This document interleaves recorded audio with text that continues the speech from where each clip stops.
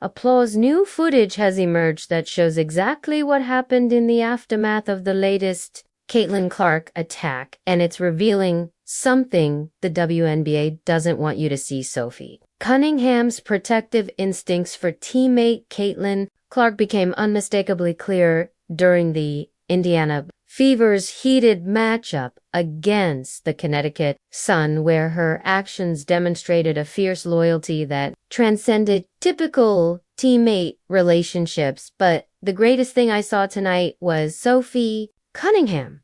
Thank you, Sophie. Stunningham should have.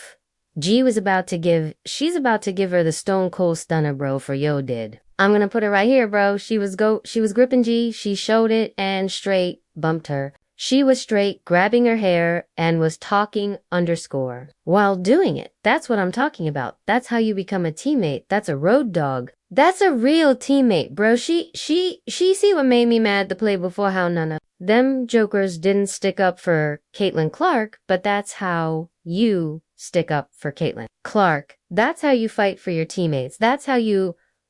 Sophie Cunningham, the Indiana Fever's newly crowned enforcer, wasn't just standing up for her teammate. During Tuesday night's game against the Connecticut Sun, she was being physically restrained by coaches as she tried to defend the league's biggest star from J.C. Sheldon, a player who's been trying to get under Clark's skin since their college days. So it's really people out here defending Marina Maberry for Madden Hitstick and Caitlin Clark to the floor, saying that she's just protecting her teammate. For one, it involved Caitlin Clark and J.C. Sheldon. They had their little spill before that, and then J.C. Sheldon scratches Clark in the face, then invades her space after that. Clark pushes her away because of that, and then Marina May comes get involved, and Madden headsticks her to the floor, man, and y'all just like she was protecting her teammate.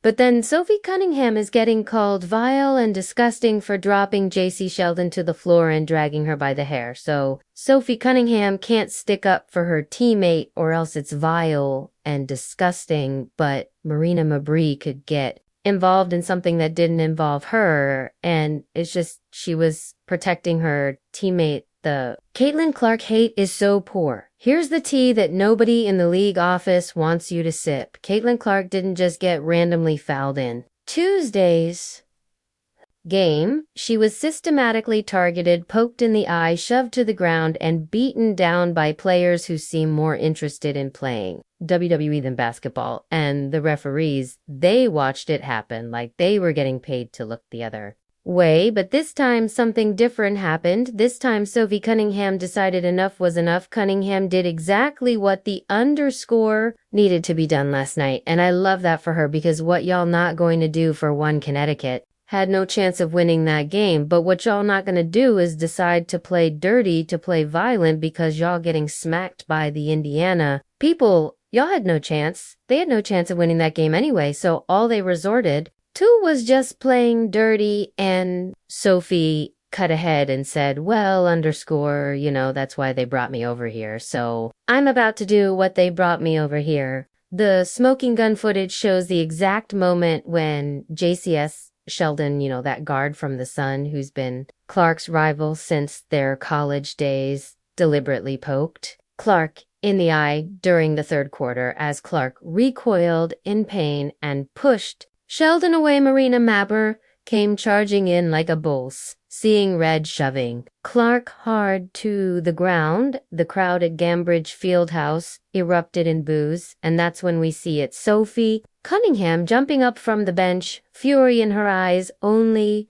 to be grabbed by assistant coaches who knew exactly what was about to happen when that play actually took place. Sophie Cunningham was ready to jump off the bench, right? Then and there, Sophie was ready to jump off the bench right then and there. Look at this, boom, Marina Maberry gets it. And then what do you see right here? You see the picture. You see the picture on the left-hand side over there. Yeah, Austin. Kelly holding Sophie Cunningham back. Hey, Sophie, I know you. Want to get after it. I know you're about that action, but you got to stay right here on the sideline. Seriously, no one can say Kane Clark isn't targeted, girl. Just got poked to the eye, thrown to the ground, and was still given a technical foul. Marina Mabere was not ejected. These officials are absolutely terry, but here's where it gets really interesting. Multiple sources, including fans who attended the game, have reported that Cunningham was visibly fuming on the sidelines repeatedly, trying to break free from the coaching staff's restraint. You can see her mouthing words that don't take a lip-reading expert to decipher. That's my teammate. That's enough. The coaches knew what was brewing, a protective rage that would eventually boil over in the game's final minute when Cunningham finally got her chance at retribution. Yep. Sophia, my apologies. You should have had the second jersey, WNBA. I did not know that you were so proficient in holding the back of a girl's head while talking _to her. She defended Caitlin Clark from that flagrant foul, which they didn't call flagrant for some reason last night. And she did. She had her titled up, and then the rest of the Dona Mish crew came up and tried to, separated and whatever. But let me just tell y'all this, Sophie. Cunningham, thank you for defending Caitlin Clark. Somebody in the WNBA has to protect the brand. And it's not going to be the EBT members, so thank you for protecting the greatest female basketball player of all time. If you are enjoying, please subscribe. The timing of this incident couldn't be more revealing for the WNBA. And frankly, they deserve every bit of the criticism that's coming their way. Let's talk numbers, because numbers don't lie. Like, WNBA officials apparently do. Sophie Cunningham's jersey has completely sold out on the league's website following her defense of Clark. That's not just a coincidence. That's Indiana fans recognizing and rewarding the one player who's willing to stand up and say enough is enough when it comes to the league's treatment of their golden goose. In case you guys don't know yet, Sophie Cunningham's jersey. Oh yeah, Fever fans, spend that bread, folks. Sophie Cunningham's jersey out of stock. Look at that. No size in stock. A small, a medium, a large, an extra large, a double XL. You're going to have to get one custom-made Sophie. Cunningham stands up for Caitlin Clark, and overnight her jerseys are selling like hot. Stephen A. Smith and Monica McNutt hit the airwaves Wednesday morning with perhaps the most tone-deaf take in sports media history. Instead of acknowledging the systematic targeting of the league's biggest star, they had the audacity to suggest that Clark deserved the treatment because, wait for it, she talks trash. Smith compared Clark to Larry Bird, saying she's also somebody like Larry Bird was shooting the lights out and stuff like that, and we're just talking smack. Caitlin Clark is that person as well. Translation, it's Clark's fault. She's getting assaulted on national television. The victim blaming is so transparent, it's almost comical, and you see a little shove here and there. You see her throwing a little elbow here and there. You see her talking smack. Caitlin Clark does this. So on top of the fact that she can play because the girl's a shooter and she's an assist maven as well, leading the league in assists and stuff like that. She's special. 4th and league MVP honors last year, Rookie of the Year. But she's also somebody, doggy, you will appreciate this, kind of like Larry Bird was when Larry Bird shooting the lights out of stuff like that. But Larry Bird also. But let's talk about the real crime here. The officiating in the league's response coach, Stephanie White, called it out directly, saying, I started talking to officials in the first quarter, and we knew this was going to happen. You knew this was going to happen. They got to get control of it. They got to be better. She pointed out that this has been happening all season long, with officials allowing the physical targeting of players, particularly Clark, to continue.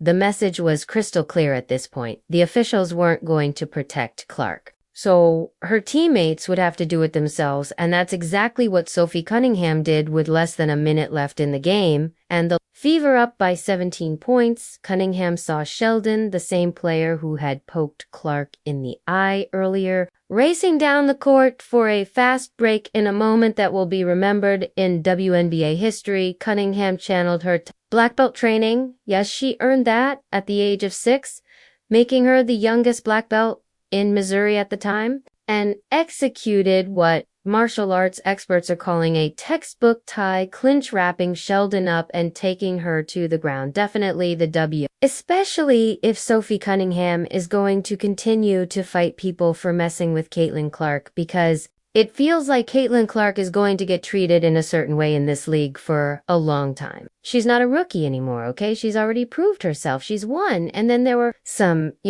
ladies last night that were trying to go a little physical. And in last year, I think something we noticed, and I think a lot of people noticed, is, when Caitlin would get bullied, nobody would do nothing. That's right, nobody would do nothing. It was like, hey, they didn't know, like, whoa, I can't believe this is happening. I can't believe people were doing this too. Caitlin Clark teammates weren't jumping in there. They bring in Sophie Cunningham. I had no idea Sophie Cunningham was a black belt at the age of 6. Boom, wow, JC. That's cute. You